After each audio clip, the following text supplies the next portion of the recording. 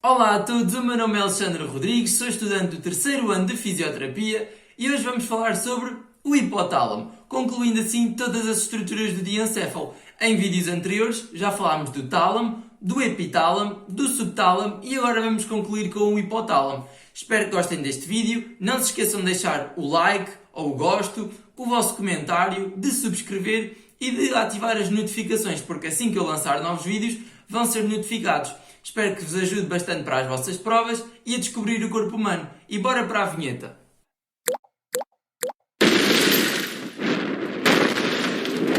O hipotálamo é uma parte do diencéfalo fundamental para a vida. Este controla o sistema nervoso autónomo, o sistema endócrino e, de forma indireta, a homeostase do corpo humano. É este que regula quando temos sede, quando temos fome, quando está calor, frio, além de controlar também a atividade sexual, a pressão arterial, as emoções e o ritmo circadiano, em conjunto com outras partes do sistema nervoso que já falámos em vídeos anteriores. Microscopicamente, o hipotálamo é constituído por pequenas células nervosas que se encontram agrupadas. O hipotálamo é esta estrutura que eu coloquei agora a azul. Ele é limitado anteriormente pela lâmina terminal, que é esta lâmina aqui que limita a parte da frente do hipotálamo. Posteriormente ele vai ser limitado aqui pelo mesencéfalo, que é a estrutura que se localiza mesmo atrás do hipotálamo, portanto conseguimos aqui ainda ver um núcleo do hipotálamo e o mesencéfalo fica logo atrás. Internamente vamos ter aqui o terceiro ventrículo e externamente vamos ter o subtálamo, que não está aqui representado, e a cápsula interna. Agora que estivemos a falar dos limites do hipotálamo, vamos começar a falar mais aprofundadamente da sua anatomia. O hipotálamo é um órgão extraordinário, ele tem funções muito importantes, basicamente sem ele não há vida, e ele pesa apenas 4 gramas, fazendo apenas 0,4% do volume do nosso encéfalo, o que é bastante louco. Como é que um órgão destes tão pequeno tem funções tão importantes? Mas vamos agora perceber quais as zonas do hipotálamo. Então, removendo aqui o fórnix e o terceiro ventrículo para observarmos melhor, vamos perceber quais as zonas do hipotálamo. Vamos ainda remover esta parte aqui e encontramos os núcleos hipotalâmicos. Basicamente o hipotálamo é dividido em 4 partes, ou zonas. Temos a zona preótica, que é esta zona aqui, já vamos falar de quais os seus núcleos. Temos a zona supraótica, que é esta zona aqui, que tem o núcleo supraótico e daí a sua nomenclatura, mas já vamos perceber qual é o núcleo supraótico.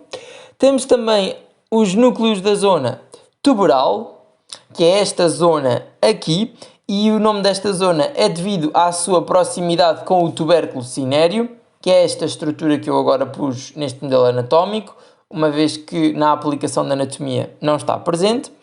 E por fim, a zona mais posterior é a zona mamilar, que tem este nome devido aos corpos mamilares que se localizam na parte mais inferior, que são estes aqui a azul, que dão o nome a esta zona.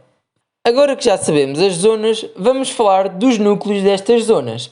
Começando pela zona preótica, tem 2 núcleos cujos nomes são fáceis de decorar. Portanto, vamos ter o núcleo preótico interno, que é este aqui, e o núcleo preótico externo. Portanto, núcleos da zona preótica são os núcleos preóticos.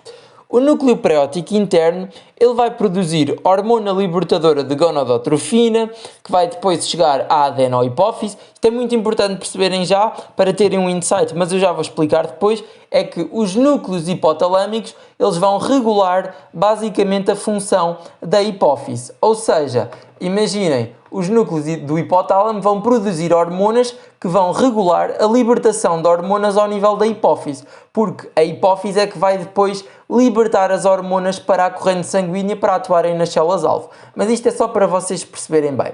Então, voltando aqui à nossa parte mais anatómica, vou só aqui voltar à zona preótica. Núcleo preótico interno, como eu estava a dizer, ele produz gonadotrofina e também hormona libertante da hormona luteinizante, o que vai ser importante para a excitação sexual, bem como para a reprodução, uma vez que estas hormonas vão aumentar a espermatogênese, por exemplo, nos homens, e também a produção de testosterona. E é interessante perceber que em autópsias parece que esta zona preótica, ou também chamada de área preótica, que é importante então pelo estímulo sexual, parece que ela é maior anatomicamente nos homens do que nas mulheres. E depois temos o núcleo preótico externo, que as suas funções já não são assim tão bem conhecidas. Depois, na zona supraótica, temos aqui o núcleo paraventricular, que é importante para coordenar a função da hipófise e também vai ser importante por regular aqui o sistema límbico. O núcleo paraventricular vai ainda produzir oxitocina, que é uma hormona muito importante, por exemplo, para as contrações uterinas durante o parto ou para a injeção de leite ao nível das glândulas mamárias. Abaixo do núcleo paraventricular vamos ter aqui o núcleo anterior do tálamo, que também se pode chamar de área hipotalâmica anterior. Este é responsável pela termorregulação, por exemplo, quando o nosso corpo começa a ficar muito quente, por exemplo, por causa da febre ou porque a temperatura externa é muito elevada, ele vai ser responsável por arrefecer a temperatura do nosso corpo.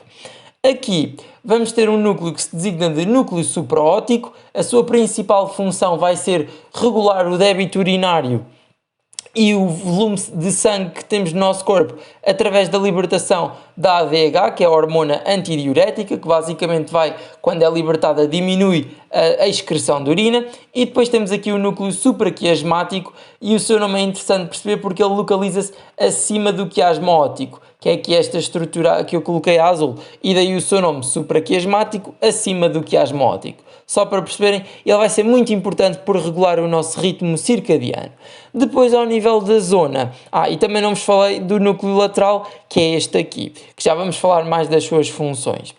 Depois, ao nível da zona tuberal, temos o núcleo dorsal do hipotálamo, temos o núcleo dorsomedial e o núcleo ventromedial. E ainda aqui em baixo temos o núcleo arqueado. Existem outros núcleos, mas estes são os mais importantes e vamos falar das funções deles mais à frente. Depois, ao nível da zona mamilar, vamos ter aqui o núcleo posterior ou a área hipotalâmica posterior. Lembram-se que esta aqui, quando estava muito calor ao nível corporal, arrefecia o nosso corpo. Esta vai ser exatamente ao contrário. Quando está muito frio ao nível corporal, ela vai ser responsável por aquecer o nosso corpo. E aqui temos os corpos mamilares.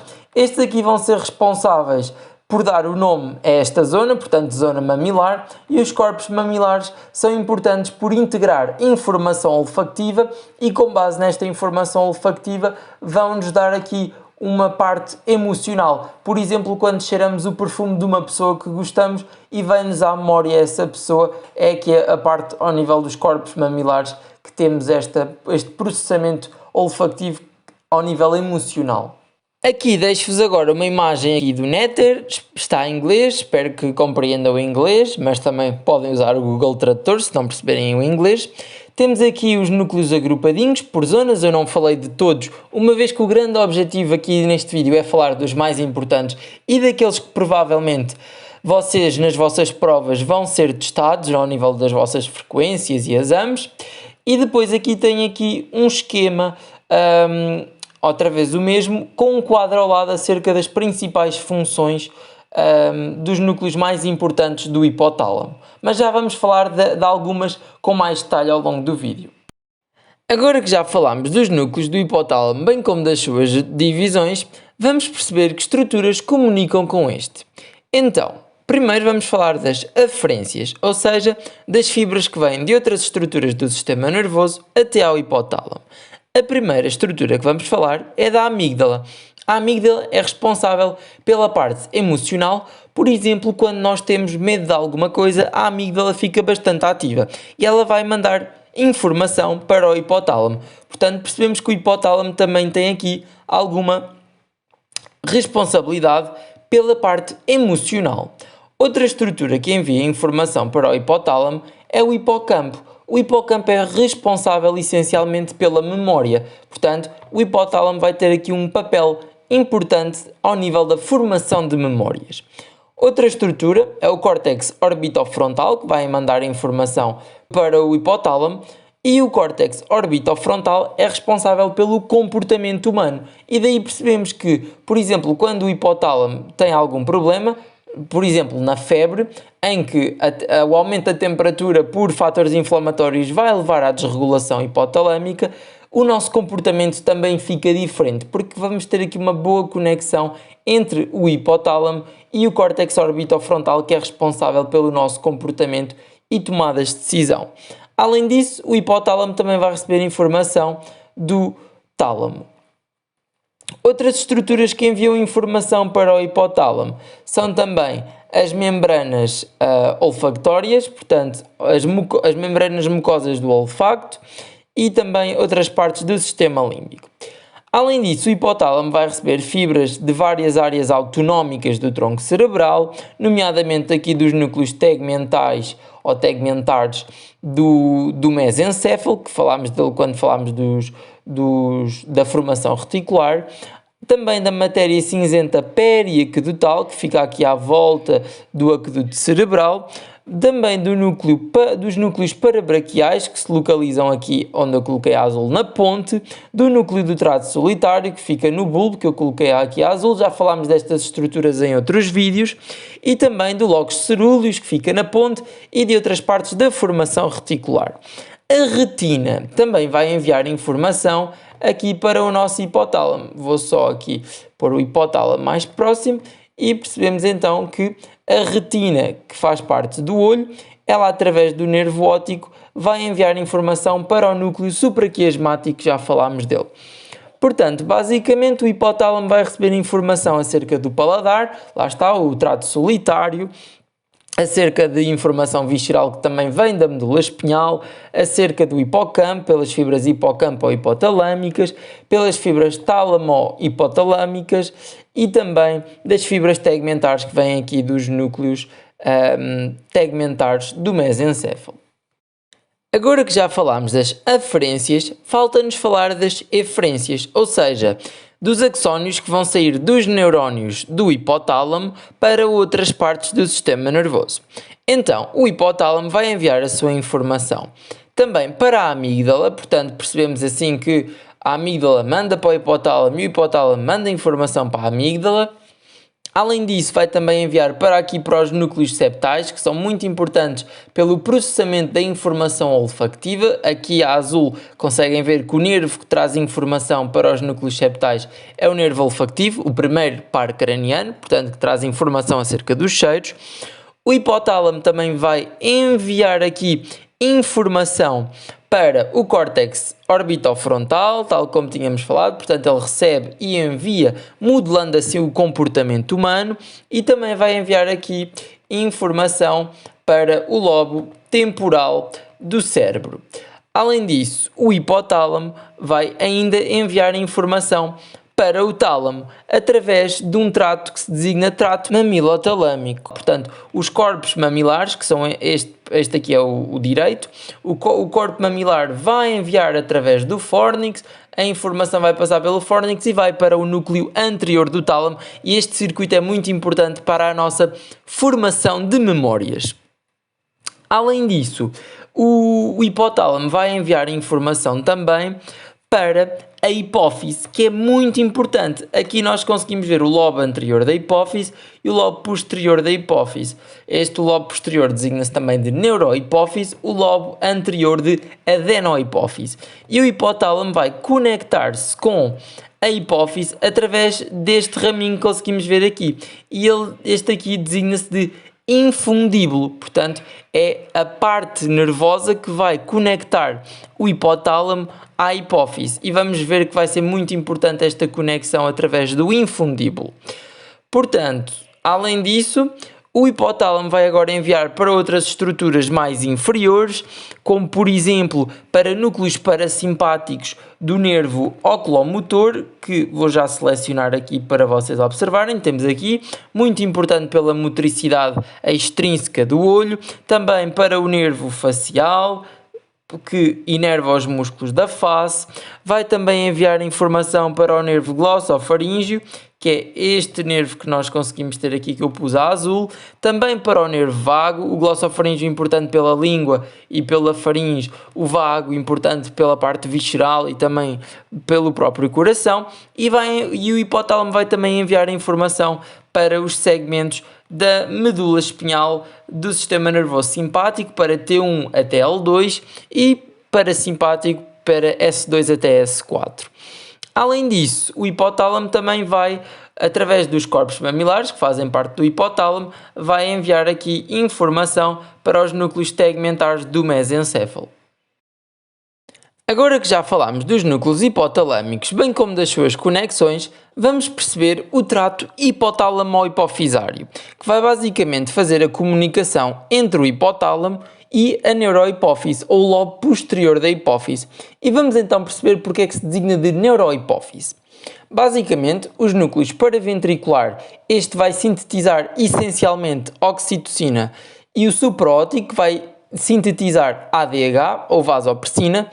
Eles vão ser responsáveis por enviar neurónios cujos axónios vão transportar estas hormonas, e daí já percebemos porque é que é neurohipófise, porque o transporte das hormonas que sai do hipotálamo vai através de neurónios, dos seus axónios, através de umas proteínas que vão ao longo dos axónios transportar as hormonas, que se designam de neurofisinas, está aqui o nome delas, e vão libertar estas hormonas nas terminações dos axónios para a corrente sanguínea. Portanto, basicamente, os neurónios que saem do hipotálamo chegam ao lobo posterior da hipófise e daí as hormonas vão ser libertadas depois para veias que ficam no lobo posterior da hipófise e daí então vão para os vários tecidos.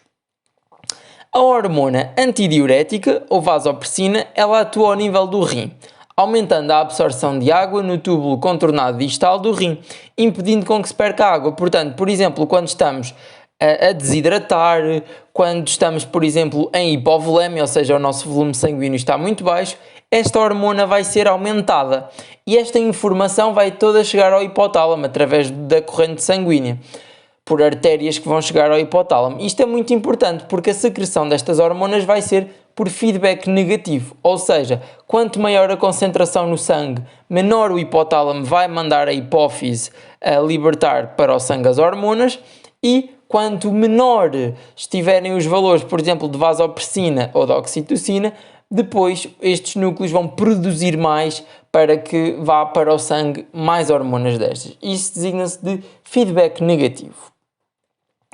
Existe outro sistema que vai conectar o hipotálamo agora ao lobo anterior da hipófise, que é o sistema porta-hipofisário.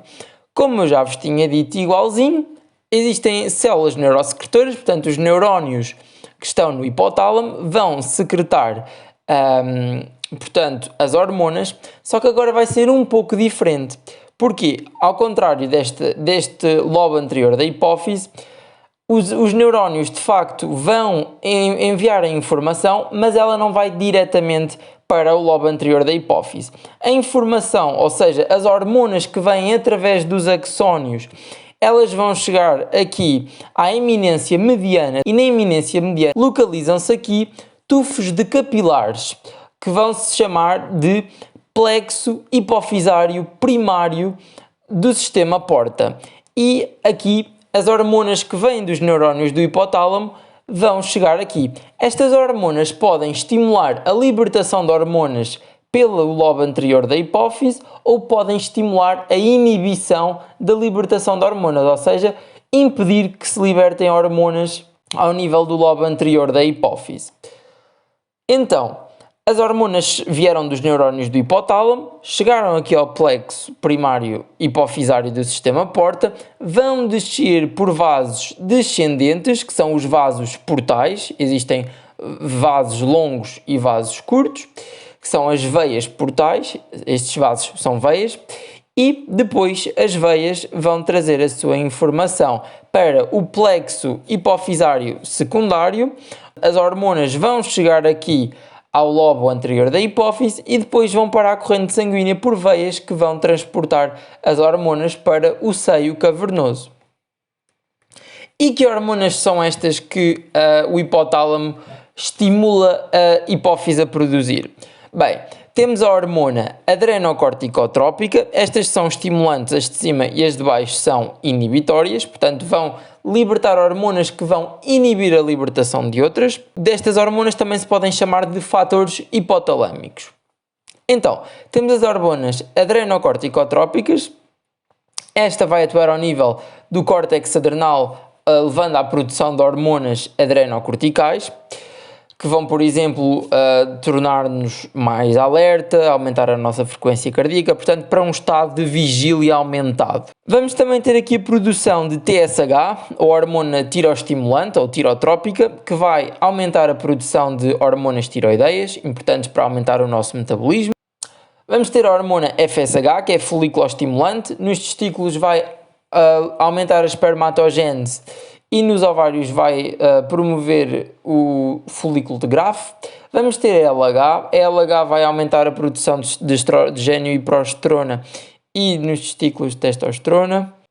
A hormona do crescimento, que vai aumentar a massa óssea e muscular, por exemplo, quando as crianças estão em crescimento. E a hormona luteotrópica ou prolactina, que vai aqui aumentar a secreção de leite nas mamas.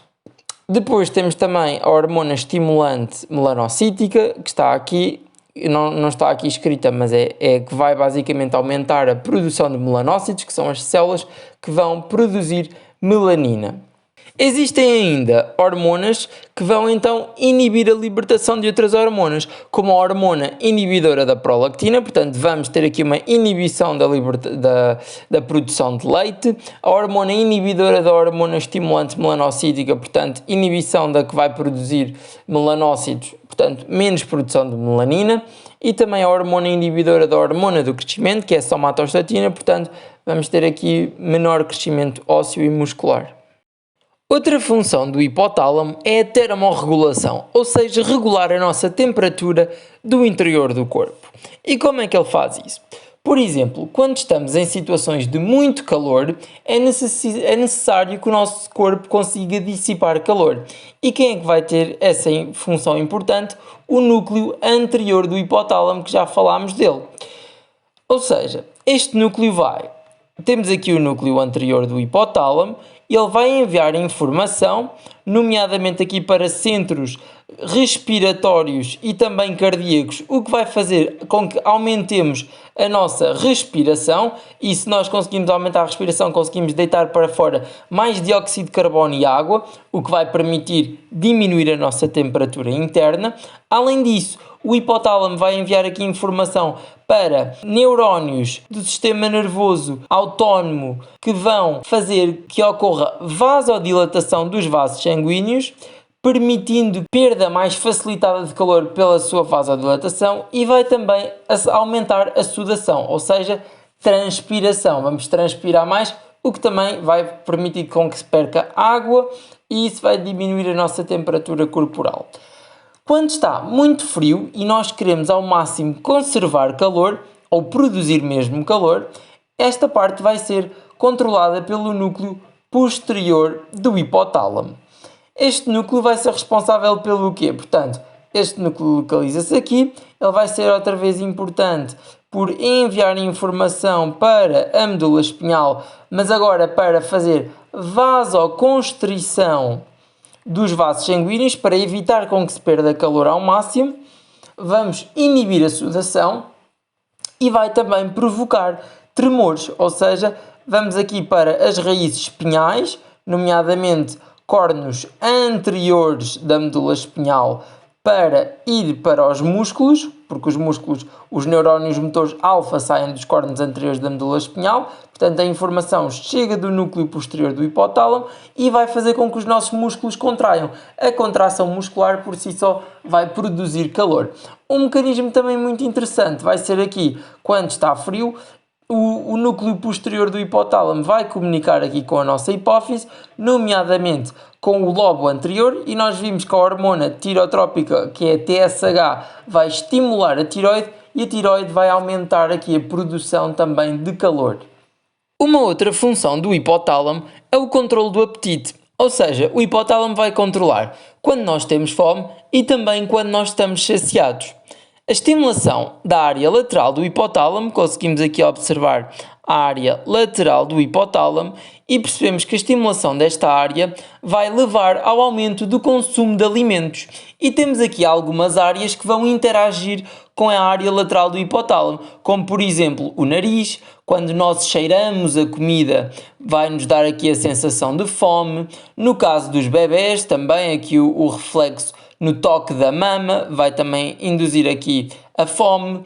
A própria memória ou fantasiar comida, fantasiar no sentido de pensar num prato, por exemplo, que nos apetecia imenso comer, isto vai estar tudo relacionado com o nosso e com a área lateral do hipotálamo e daí este núcleo ser o centro da fome. O que é que também é importante? A distribuição bilateral deste centro pode conduzir à anorexia, porque se este centro é aquele que vai gerar apetite em nós, portanto, fome, se ele for destruído, vamos deixar de ter tanta fome e daí podemos ter uma grande perda de peso. Além disso, não vos falei, mas só a parte mesmo auditiva de ouvirmos, por exemplo, talheres a bater, sons característicos de uma cozinha, isso também vai comunicar com o nosso hipotálamo, bem como, obviamente, quando o nosso estômago está completamente vazio e também vai induzir aqui, o próprio hipotálamo também vai ser responsável por induzir aquelas contrações ao nível do estômago, produzindo aqueles barulhos que nós ouvimos várias vezes quando temos fome na nossa barriga. Além disso, o hipotálamo também vai ter um mecanismo da saciedade, ou seja, de dizer, já está bom, não preciso de comer mais, estou satisfeito. E a estimulação da área mais medial, nomeadamente ventromedial do hipotálamo, vai inibir a fome e diminui, consequentemente, o consumo de alimentos. E uma destruição bilateral do centro da saciedade pode conduzir a um apetite voraz, descontrolado e conduzir então à obesidade. Portanto, o que temos aqui de perceber, área hipotalâmica lateral importante pelo centro da fome, gerar fome em nós, enquanto a área hipotalâmica ventromedial diz que nós estamos satisfeitos. Outra parte muito importante é o controle da sede e da urina. O núcleo hipotalâmico lateral, que como vemos, ele tem imensas funções, portanto não é só da fome, mas também da sede, ele vai ser responsável por aumentar a sede. Portanto, este hipotalâmico lateral aumenta a fome e também a sede, logo vai conduzir a um maior consumo de água. Por outro lado, o núcleo supraóptico do hipotálamo, aquele que produz a ADH, ou vasopressina, ele vai exercer um controle na osmolaridade do sangue. Ou seja, por exemplo, em questões em que nós já temos muito pouca água no nosso corpo, vai libertar a hormona antidiurética, ou seja, não vamos urinar, para aumentar ao máximo a água que fica no nosso corpo, diminuindo assim as perdas de água pela urina. Portanto, vamos ter uma maior reabsorção de água nos túbulos contornados distais e nos coletores, que são estes aqui que estão representados. O hipotálamo tem ainda a função da regulação da pressão arterial. Como vocês sabem, este é muito importante pela homeostasia do nosso corpo e aqui não podia ser uma exceção. Quando ocorrem oscilações da pressão arterial, o hipotálamo desencadeia respostas que vai voltar a que a pressão arterial esteja em valores normativos. Então, quando a pressão arterial está muito elevada, por exemplo, na imagem que temos aqui à nossa direita, o que é que o hipotálamo vai desencadear? A diminuição da produção da ADH, da hormona antidiurética ou vasopressina. O que é que isto vai fazer? Vamos ter uma diminuição da absorção de água e de sódio ao nível do rim, logo vamos excretar água, a água vai sair pela urina porque diminuímos aqui a concentração da ADH no sangue e isso vai permitir que, ao excretarmos água, diminuímos o volume de sangue que está no nosso corpo e assim a pressão arterial vai voltar a valores normativos mais baixos do que inicialmente. Por outro lado, se a nossa pressão arterial estiver muito baixa, atenção, que existem muitos outros mecanismos para além do hipotálamo, mas eu estou aqui, como isto é aula do hipotálamo, estou só a falar do que é que o hipotálamo faz.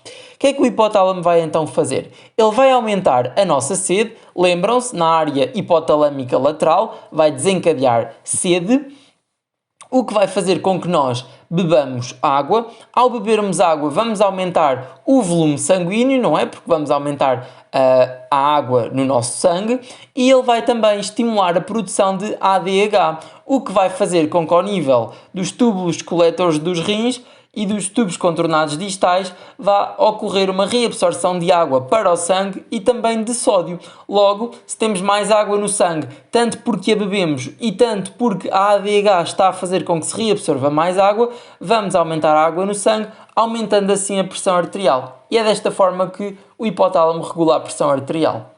O hipotálamo, como eu já vos disse anteriormente, ele tinha aqui conexões com o nosso córtex orbitofrontal e também com o sistema límbico, que, como sabem, são partes do nosso sistema nervoso que controlam as nossas emoções e o comportamento. E o hipotálamo vai estar intimamente relacionado com estas estruturas. Logo, ele vai ser muito importante para o nosso comportamento e emoções. Quando o nosso córtex orbitofrontal, por exemplo, envia informação, não se esqueçam que ele é muito importante pelo comportamento, envia informação de raiva, estamos muito irritados, ele vai enviar informação para o núcleo lateral do hipotálamo, ou área hipotalâmica lateral, e vai conduzir a sintomas e sinais de raiva. Quais é que são estes? Como podemos ver aqui a vermelho temos o sistema nervoso simpático, que é aquele que fica ativo quando nós estamos em casos, por exemplo, de raiva, é o que se chama o fight or flight. E ele vai, por exemplo, aumentar aqui a síntese de tirotropina, que vai aumentar o nosso metabolismo, vai enviar informação para o sistema nervoso simpático, aumentando a nossa frequência cardíaca para bombear mais sangue para os nossos músculos, vai também levar a uma secura da mucosa da boca, vai vasodilatar os nossos vasos sanguíneos para os músculos conseguirem ainda ter mais sangue, vai vasoconstringir aqui o sistema gastrointestinal para não ir tanto sangue para as vísceras e muito mais sangue para os músculos, vai também fazer com que a glândula suprarrenal produza cortisol, que é uma hormona do stress que já vimos, e também aumente a produção de catecolaminas, como por exemplo a noradrenalina e a adrenalina, e vai ainda também levar aqui uma contração do baço para libertar mais leucócitos e plaquetas para a circulação sanguínea. Portanto, vão ser tudo mecanismos de raiva. Por outro lado, o núcleo ventromedial, que vai ativar aqui a parte parasimpática, que está representada a azul, ela vai nos induzir um estado de calma, um comportamento mais passivo. Podemos assim perceber que, se ocorrer aqui lesões da área hipotalâmica lateral, a pessoa pode ficar extremamente passiva, enquanto se ocorrer aqui lesão ao nível do núcleo ventromedial, a pessoa pode ficar cheia de raiva, porque este núcleo é responsável por comportamentos passivos. Logo, se ele fica lesionado, a pessoa vai ficar com mais raiva, porque a área hipotalâmica lateral vai sobrepor-se ao núcleo ventromedial. Por fim, a última função que vamos falar do hipotálamo é o controle do ritmo circadiano. Esta é talvez a estrutura mais importante no controle do ritmo circadiano, visto que ela vai controlar a temperatura corporal, a atividade adrenocortical, portanto, quando libertamos mais adrenalina, noradrenalina, cortisol, e também a contagem de eosinófilos, ainda como a secreção renal. O estado de vigília e sono, apesar de depender também do tálamo, do sistema límbico e do sistema reticular ativador ascendente, que já falámos, ele é muito controlado pelo hipotálamo. O núcleo supraquiasmático, que vamos agora ver aqui está representado com um relógio, porque basicamente no núcleo supraquiasmático as suas células designam-se até de células relógio, porque elas vão controlar o ritmo biológico e elas vão receber pistas, tanto da retina, vai receber aferências acerca da luz, dos nossos horários de alimentação, da nossa própria atividade, e o núcleo supraquiasmático vai influenciar a produção, por exemplo, de melatonina, que falámos no último vídeo, que vai induzir o sono, vai também influenciar o nosso coração, fígado, músculos, o nosso ciclo de sono, vigília e desempenho cognitivo. Portanto, percebemos que o hipotálamo vai ter aqui um grande papel no controle do ritmo circadiano. E com este vídeo damos assim por terminado a anatomia e a fisiologia do diencéfalo. Portanto, falámos desde o tálamo, epitálamo, subtálamo e agora finalizamos com o hipotálamo. Espero que tenham gostado do diencéfalo e na próxima aula vamos passar a falar do cerebelo. Até à próxima!